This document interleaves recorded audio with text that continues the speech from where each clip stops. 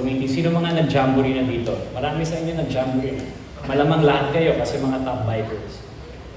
Meron tayong mga safety fiesta. Sino nag-safety fiesta sa atin? But never natin talagang binigyan ng karangalan yung anong ibig sabihin ng pagiging top biker. You know, we had a very, very long journey. Like I said, 7 years. Sinong since 2006, December 2016, nandito na? Mga tunay na lodi nandun yata sa likod doon, katago. 2017. Pero napakarami. A lot of our bikers from 2017 nandito pa rin sa atin. Papabayad ka na, bawal na. Paano nangyari yun? Tapos na-shutdown tayo the first 6 months of operation. In fact, na-shutdown tayo. Sino mga nandun sa Makati? Yung time na na-shutdown tayo.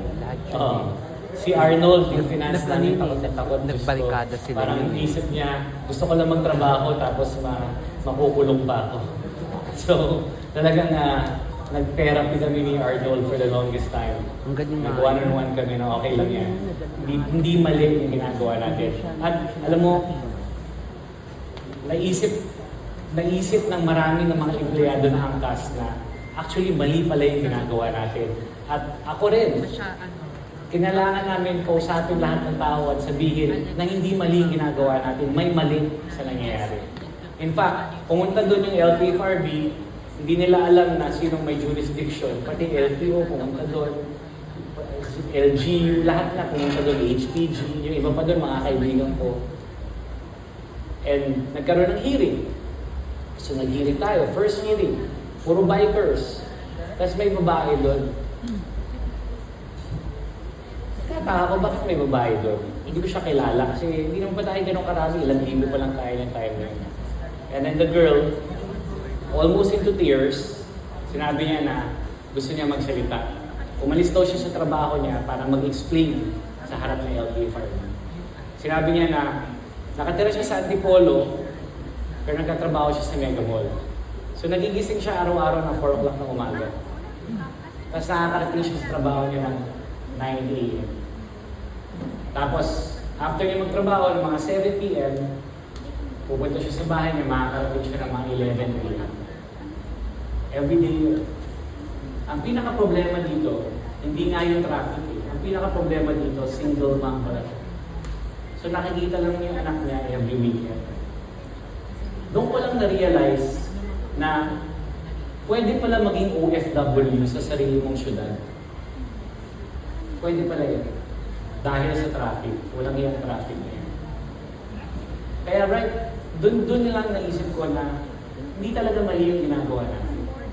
Hindi mali yung ginagawa niya. Mali yung sistema. May mali sa sistema.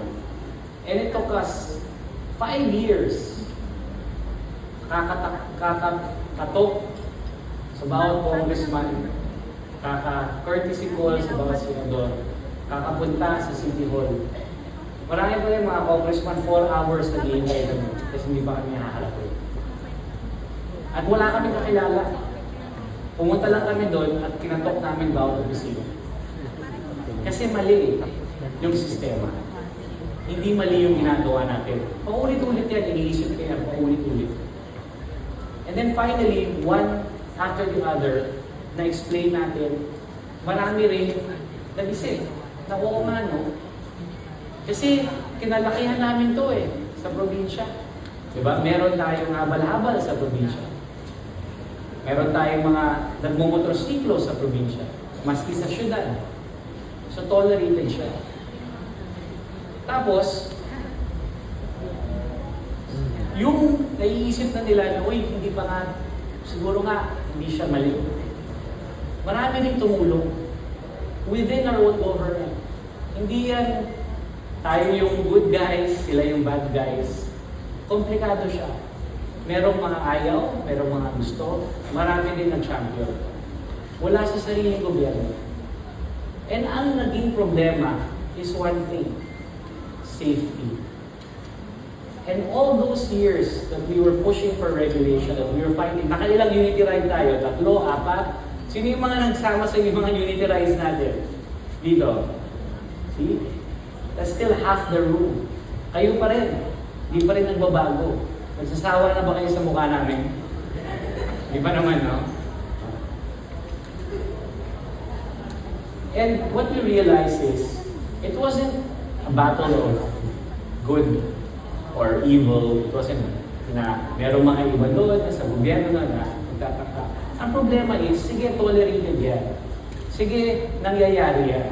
Pero para basbasan ng isang gobyerno, ang ganitong klaseng profesyon, para gawin natin itong legitimong profesyon, kailangan natin explain bakit tayo safe. Saka kasabi namin sa kanila na safe kami, safe tayo, motorcycle taxi, ang utak nila habal-habal. Bakit? Eh Diyos ko, 10 taon na yung habal-habal na nandyan eh. Bakit nila tayo paniniwala? Kaya napaka-importante ng gabi na to. Kasi pinaniwalaan nila tayo eventually. Hindi dahil sa angkas, hindi dahil may apps tayo. Lahat naman ng kumpanya pwede magkaroon. Ilan ang apps na yun? 10 na yata eh. Marami ng mga copycat, di ba? Yung mga pirata. Di ba? Nagpipirata sa angkas. Marami na. Gaya-gaya. Di ba? Nag-i-event din sila. Okay lang yun. Hindi dahil doon. Kaya dahil naging legitimo. Dahil sa inyo. Dahil sa pamamalakad nyo. Yung nag-training tayo, mula 50% of all fatalities come from motorcycle accidents. Ang safety record natin is 99.997%. Palakpakan niyo sa sarili niyo. That's 0.003%. Less than 1%. At pumunta tayo sa Supreme Court at sinabi natin, kung naniniwala kayo sa condom, mas safe tayo dun. Kasi ang condom, 98% lang yan eh. Diba? Tayo, 99%. Alam niyo ba yun, mga boys, na 98% na yun? Alam niyo yun, ha? So sa 100 beses yung gagamitin, 2 beses, hindi siya gagana. Diba? Kinabahan lahat, no? And that is the reason why we are here. Because we prove to them that we are legitimate. We challenge the status quo. You challenge the status quo. Hindi mali yung ginagawa nyo. May karangalan yung ginagawa nyo, may dignidad yung ginagawa nyo, at dapat ipaglaban yung tama. Sabi ng lawyer, George, may problema tayo kasi pinasarado kayo. Alam ko na yan 2 days before. Na pinasarado tayo. Hindi ko alam yung gagawin ko. Talagang yung lungkot ko, yung sama ng loob, yung desperasyon, yung gusto kong talagang mag-give up. Kasi 2 beses na to. Diba? December 2019, 2 beses na yan. Na pinoprove natin. Pero mahirap talaga yung ginagawa natin. Mahirap gumawa ng bagong pag-iisip. Kaya napaka-importante ng ginagawa natin ngayon. Kasi ang ginagawa nyo, araw-araw na nagtatrabaho kayo, araw-araw na nagiging number 1 kayo, nagiging top biker kayo sa profesyon nyo, nagbabago kayo ng pag-iisip. Bakit? Kasi yung mga kasama natin, pati yung panaginip nila, mababa na. Diba? Anong panaginip nila? Maglagay ng pagkain sa table. Anong panaginip nila? Pakainin yung anak nila at yung pamilya nila. Hindi po panaginip yun. Hindi yung panaginip. Walang kwentang panaginip yun. Yun ay basic right ng bawat mamamayan ng Pilipino. Mali ba ako? Tama. Naiisip niyo ba yun? Ang kakayahan na alagaan ang pamilya natin is not a dream. It should not be an ambition. It should be the right of every person. And yan yung sistema na gusto natin gawin. Kaya natin pinaglalaban yung angkas. At kaya natin pinaglalaban yung angkas lang kasi tayo lang yung may pakialam dito sa sistema nito. Seryoso ko, wala nang ibang may pakialam. Kundi tayo, sinimulan natin kung alam natin yung pinaglalaban natin. At kayo ang ehemplo nyo. Kaya ngayon nakikita niyo yung pangarap. Kaya kayo nakikita niyo yung bagong negosyo, pag-aaral sa mga anak. Bagong motor, house and lot on the top of our heads na sariling atin. Yan ang ambisyon. Yan ang kailangan yung ituro sa mga kababayan natin. Hindi lang mga kapwa ang Viper, sa komunidad nyo. Komunidad nyo. Pre, yung ba dream mo? Pakainin yung anak mo? Hindi po yan ambisyon. Kaming bahala doon. Kaming bahala doon sa hindi nyo ambisyon. Doon sa right nyo. Gagawa tayo ng sistema together. Ginawa natin yan ng 7 taon. At hindi tayo itigil na strengthen at isusolidify natin yung sistema niya.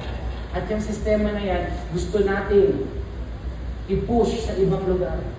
Sa Davao, sa Iloilo, sa Bacolod, sa Baguio, Apari hanggang Bulo. Kasi bakit tayo lang? Bakit kayo lang? Bakit kayo lang ngayon na meron ng sistema na pwede niyong alagaan yung pamilya niyo? Dahil may sistema na kayo na pwede nang alagaan yung pamilya niyo, ngayon pwede na tayo mag-ambisyon. Tama, mali? Nag-aambisyon na ba tayo ngayon? Hindi ang araw-araw ang dapat natin iniisip. Ang iniisip natin, long term. 1 year from now, 2 years from now, 5 years from now. Ilang taon ba? Sabihin natin sa isa't isa ngayon. So, tanongin niyo sarili niyo. Ilang taon ang binibigay niyo sa sarili niyo para magkaroon ng bahay? Ilan? Makamit niyo yung tunay na panaginip. At isipin niyo ngayon anong panaginip niyo. Bahay, scholarship, or pagtapos ng aral, pangalawang negosyo, yung mga misis niyo. Nako, sasabihin niyo sa misis niyo, Han, Huwag ka na magtrabaho, okay na tayo, alagaan mo yung anak. Tapos bukas nabundol kayo, knock on wood, hindi kayo makapag-ride. I'm telling you right now, you should just not rely on angkas. Kaya tayo may angkas social, gusto namin kayo bigyan ng pangalawang trabaho. Bigyan niyo sa misis niyo, ituro niyo sa misis niyo. Para pag nagkakaroon tayo ng masamang pangyayari sa buhay, isang araw, 2 araw, nabanda tayo, kung ano man, nagkasakit tayo, hindi ganun kasakit. Diba? Yan ang mga dapat nating ambisyon mo. Pwede natin gawin yun together. Pwede ba? Pwede ba? Talaga? Sigurado yan. Tutulungan niyo ako sabihin to sa ating mga kapwa angkas. Yes? Okay. Sa mga kapwa kagulong. Maski kalaban. Tuturuan natin sila mag-ambisyon ng tama para lahat tayo mawala na sa kahirapan. At kung lahat tayo wala na sa kahirapan, mas gaganda buhay natin lahat. Keso, may joyride, move it, o kung ano man yan. Tulungan natin sila lahat. Tama ba? Thank you.